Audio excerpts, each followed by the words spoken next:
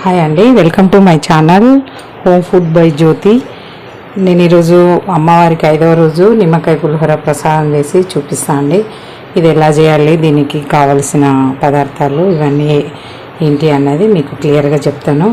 ఇందులో ఉల్లిగడ్డ లాంటివి ఏమీ వేయము, ప్రసాదం కాబట్టి. అందుకే ఇది ఏ విధంగా చేస్తే బాగుంటుంది అన్నది నేను చూపిస్తాను.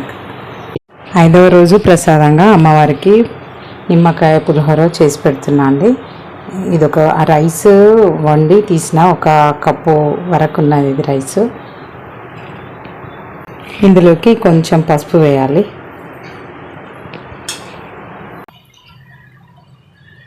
నిమ్మరసం అండి, ఇది ఒక 3 టేబుల్ స్పూన్స్ వేస్తున్నాను.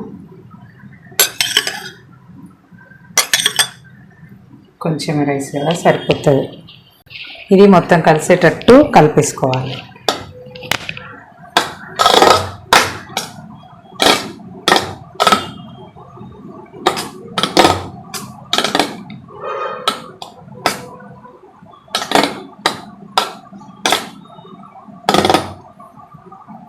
దీనిలోకి మనం తాలింపు వేసుకుందాము.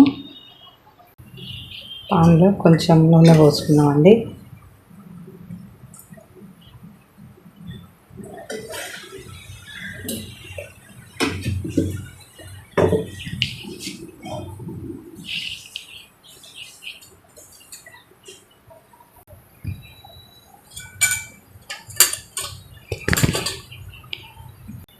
కొన్ని ఆవాలు,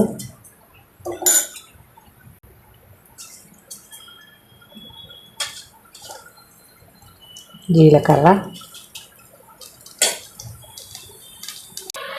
శనగపప్పు, కొంచెం 1 టీ స్పూన్ శనగపప్పు, 1 టీ స్పూన్ మినపప్పు, కొన్ని పల్లీలు 1 టేబుల్ స్పూన్. ఇది కొంచెం రెడ్గా అయ్యేదాకా వేయించాలండి. కొన్ని కాజులు,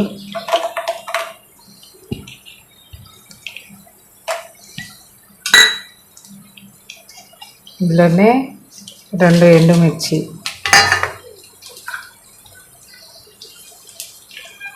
ఇంకా 2 పచ్చిమిర్చి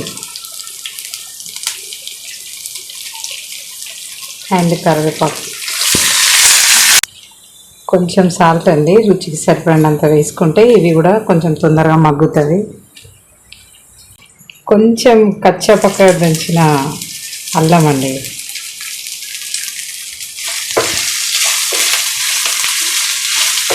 పసుపు మనం అన్నంలో వేసినాం కాబట్టి ఇందులో వేయాల్సిన అవసరం లేదు. ఇక అయిపోయిందండి, ఇది అన్నంలో పోసేసుకుందాం. మనం తాలింపు వేసుకున్నాం కదా, అది అన్నంలో పోసేద్దామండి.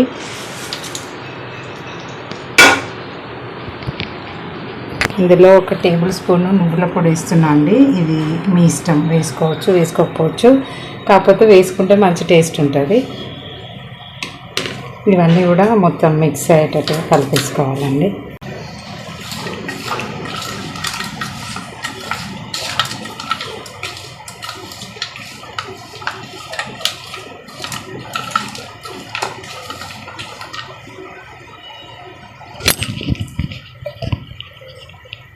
ఇంతే అండి, ప్రసాదం పులిహోర, నిమ్మకాయ పులిహోర రెడీ అయిపోయింది. ఇది అమ్మవారికి నివేదన చేద్దాము. ఇంతే అండి, ఇలా అమ్మవారికి 5వ రోజు నిమ్మకాయ పులిహోర రెడీ అయిపోయింది. ఇదే పద్ధతిలో చేసి మీరు కూడా నివేదన చేయండి.